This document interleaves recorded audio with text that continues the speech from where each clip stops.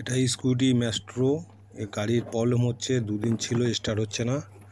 Scooty যে কোনো scooty হোক, স্টার্টের প্রবলেম হলে প্রথমে ডিগ্গিটা যেভাবে খুলে নিতে হবে। এবং প্রথম ওটা 10 নম্বর গুটি দরকার আছে। 10 নম্বর গুটি দিয়ে প্রথম ডিগ্গিটা খুলতে হবে। দেখি 4টে নাট রয়েছে, 4টে নাট খুলে নেওয়া হোক। স্টার্টের প্রবলেম হলে বেশিরভাগ সময় কার্বোরেটরের প্রবলেম হয়, যার কারণে স্টার্ট হতে চায় না।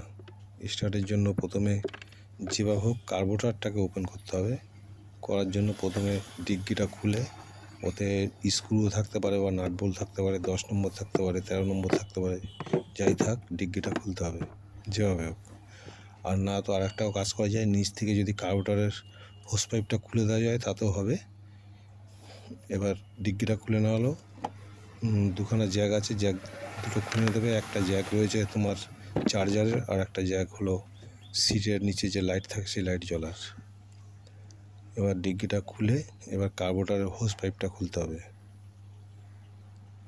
ওটা একটা স্ক্রু দেওয়া থাকে, স্ক্রুটা ঢিলে করে নিতে হবে।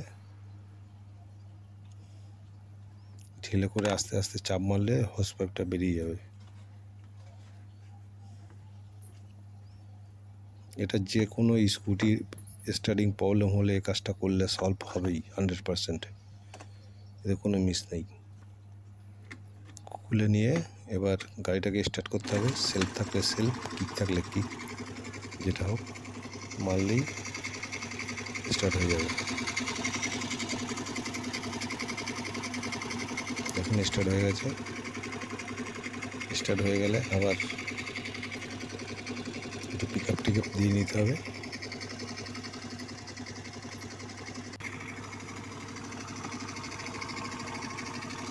এবার আবার হোস পাইপটা আছে, হোস পাইপটা লাগিয়ে দিতে হবে,